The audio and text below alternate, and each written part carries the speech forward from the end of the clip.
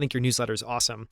One of the things you talk about inside there that I really love, just because you got very specific with it and you have a unique approach I haven't heard other people share, is your annual review and goal setting process. And, I think this started in 2012 or 2015. It's been quite a number of years that you've done this, and you have a unique approach. I don't want to give it away. Can you talk a little bit about why you do the annual review, maybe what that looks like? And then I thought your process for how you set goals was also really interesting. Just touch on those.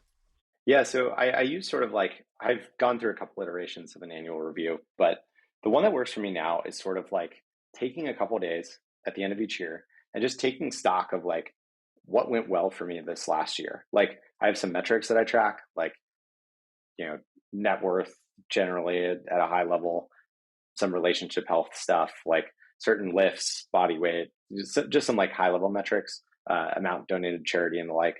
And then like I have a metrics driven piece. Then I have this like more subjective, like what were my favorite moments of this past year? Like looking at my calendar, what brought me a ton of joy? And then I kind of like do a full calendar review and I go, what brought me joy? What was like a total waste of time that I wish I hadn't done? And how can I get more of the things that brought me joy in the next year, and make sure and create a list of like, absolutely do not do this list of things for future years. And so one of those things that I realized a couple of years ago, just to give you an example, is that I really don't enjoy going to big conferences. Like I love going to small, less than 50-person events. Big conference, I like get drained. I don't enjoy it. I don't meet that many people. It's like not my thing. And so moving in this year, I was like, great, I'm not going to go to any big conferences, and I'm going to feel totally comfortable saying no to a bunch of these things. And that's made me slightly happier, So I do that. And then I kind of like move into a goal setting period where once I have a sense of what did I enjoy last year, what went well for me, what do I want to start, what do I want to stop, what do I want to continue moving into this coming year, then I kind of have this goal setting process, look at goals that I set last year, how did I do on them? And I think about goals in a couple areas. It's like randomly this tweet that Naval sent like a couple years ago has just been like lodged in my head since I read it, which was just it's like a fit body, a calm mind, and a house full of love. Like these things cannot be bought, they can only be earned. And that's actually the framework that I use for setting my annual goals, which is like, what are my physical, like body goals? What are my kind of like mental, emotional, spiritual goals?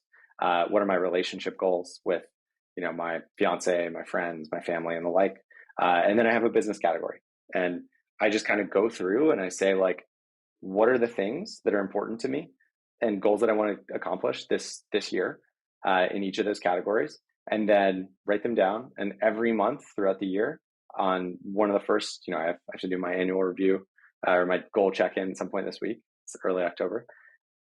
I basically sit down and I look at like, how am I doing from a goal standpoint? What do I need to do, change, adjust, tweak to make sure that I'm achieving my goals? And it gives me a really nice sense of like progress, and just that generally tends to I think that like staying on task and give me a sense of like, what is this broader thing I'm working towards, is really helpful for me as a type of neurotic person that does these sorts of exercises.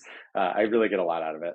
Yeah, it's incredibly important. And my experience with that too is, and you're in a position where, have multiple businesses, you have a lot that you're doing. I think the more things you have in motion, the more valuable that time to pause and reflect and actually think deeply about these things and, turn those dials is really, really, really important. We'll link to that newsletter in the show notes. You did a great job of outlining it, but for anyone that wants to learn more, we will link to the newsletter that's in.